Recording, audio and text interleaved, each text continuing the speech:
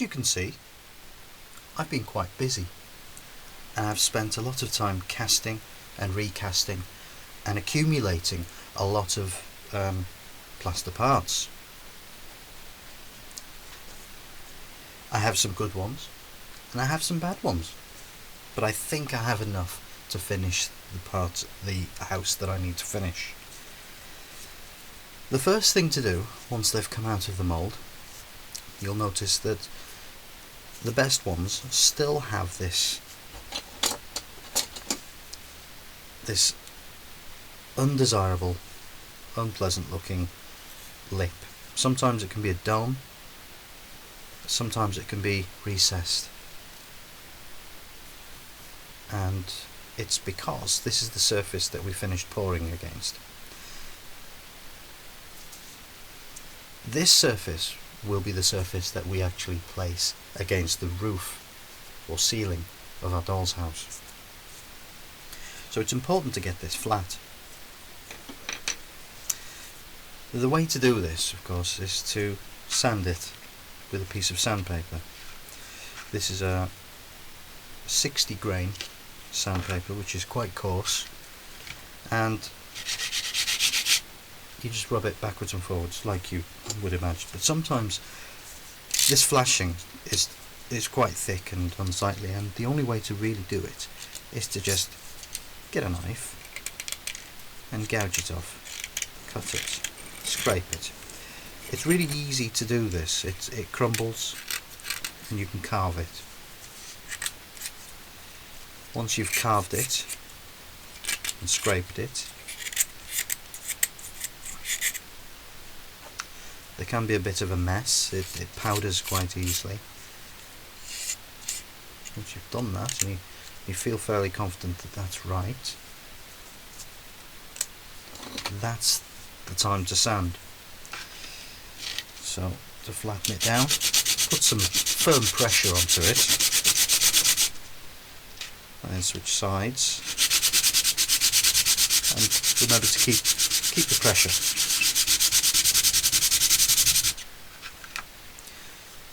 And occasionally check the underside to see if it's smooth and flat. Lay it flat, lay it down and have a look. Lay it against something and try it out. It might be a good piece, it might not be a good piece. Once you've determined whether this is sufficient, the next step is to score this with a knife, almost like tyre tracks on a car tyre. And the reason we do this is because when we eventually glue this onto the house, we want it to have an extra key, something that the glue can get into and grip. So just lightly score. It doesn't have to be really deep. Just has to give it an extra bit of surface on the back here where it's going to sit against the wall.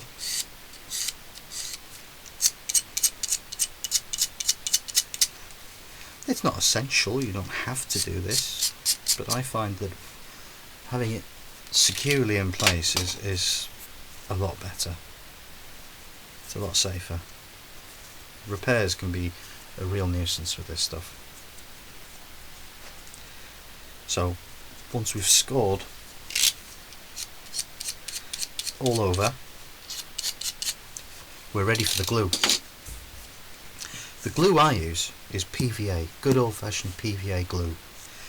This particular brand is weatherproof, which means that inside the house, inside the doll's house, it would be resistant to spillage and damp and any moisture that it may come in contact with.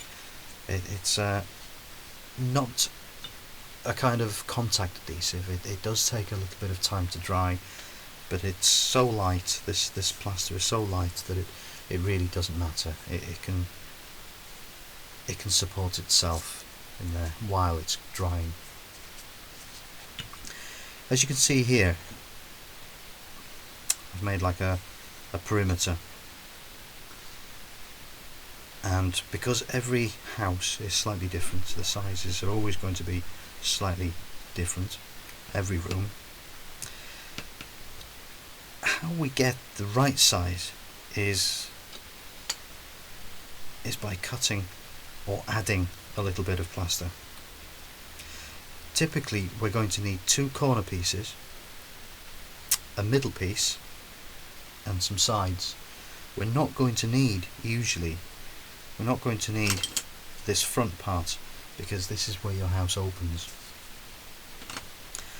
What we need to do is cut this down to size. So carefully, with a pencil, mark the location, approximate location of where that meets. And to cut this, we would ideally use a square, but it's not essential. We would find the mark that we made and score, repeatedly score until we feel we have quite a deep recess in that groove. Carry on scoring. This will allow you to pinch it between your fingers and snap it clean.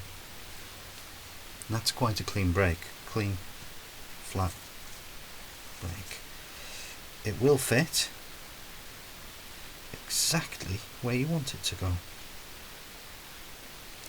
You might need to tidy that edge up, so if it's a little bit rough,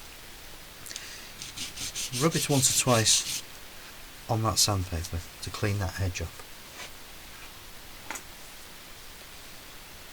Then you shouldn't have any problems. Most people, when they're inspecting the house, tend to look at these corners here. So having your joins in the middle, here and here, somewhere here, is going to be less distracting. You see, the eye focuses in naturally to these corners. These can be painted over and filled later on, but these corners remain quite nice and precise. It doesn't give the game away.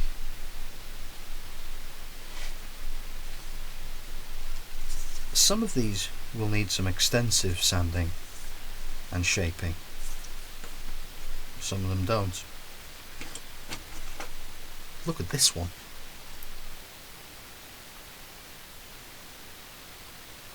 This kind of thing happens when you've mixed the plaster a little bit too thick. When perhaps you've waited too long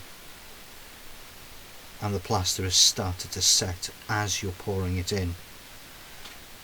That is one of the things that can cause this bubbling. You see, because of the thickness of the plaster, the bubbles actually get trapped at the bottom. They can't flow to the top anymore.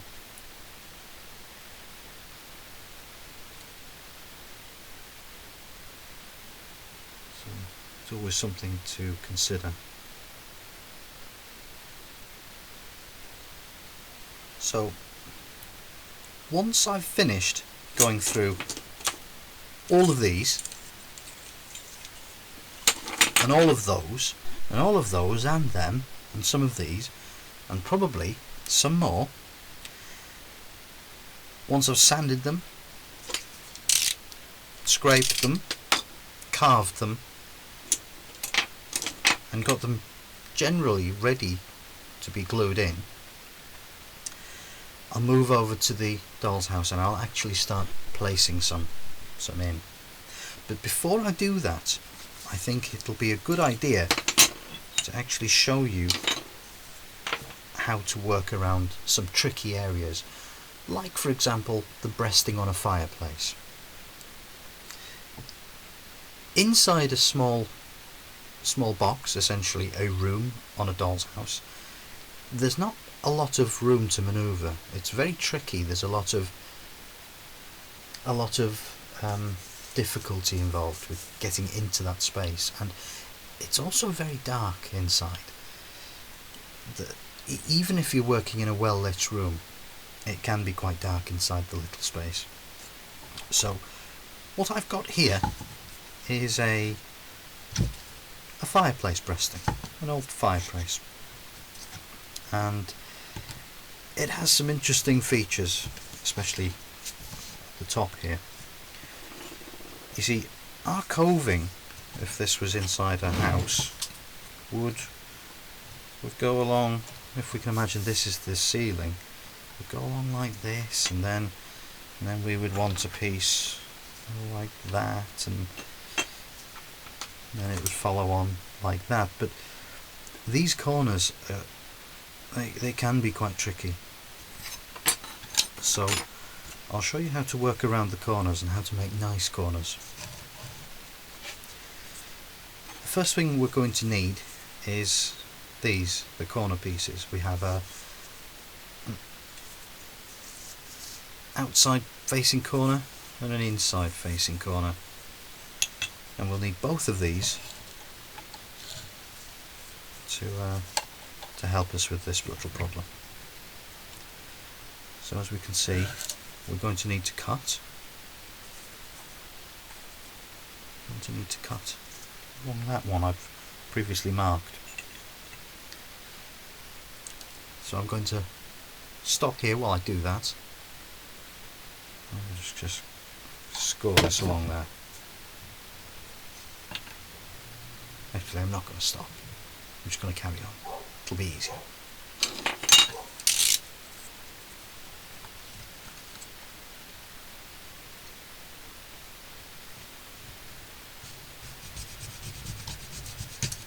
Carefully scoring, like we did earlier.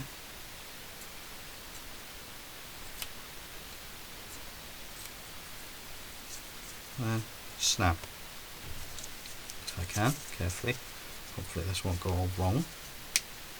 There we are. That's a nice little cut.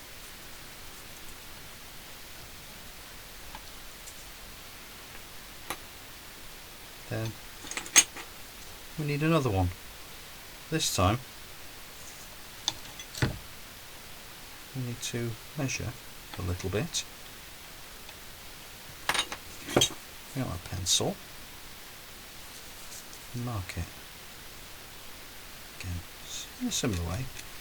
It's not really super accurate. I don't need to get a pair of calipers or anything on this.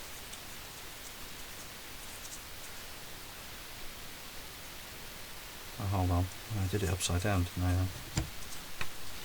Marked the wrong one. Okay, not to worry. It's difficult sometimes to remember which way around these go.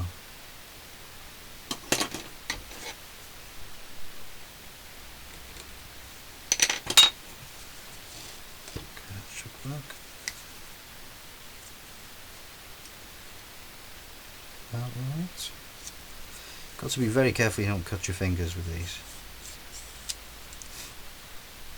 One false jab and that's it. Trip to casualty.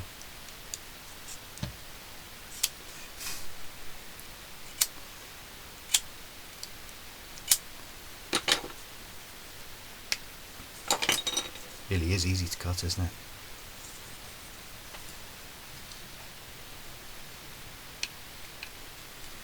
We will sand and finish that a little bit better. Just in a moment. For now, I need to measure that bit. As you can imagine, doing this inside the doll's house, doing it while this fireplace is actually glued in, perhaps, will be really quite a tricky thing to do. About there. Doesn't have to be perfect. I'll show you how to fill and blend these in a bit.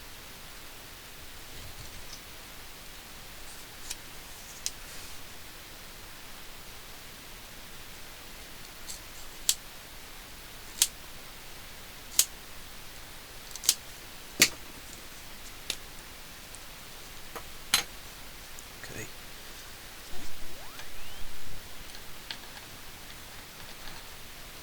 There we are. You can see it forming now, can't you? You can see it forming. And now we want some of those to go that way, one of those to go that way. So I'm going to pause here because I know you're getting really bored at home, and I'll just carry on. Once I've done that and tidied all these up, I'll be back with you.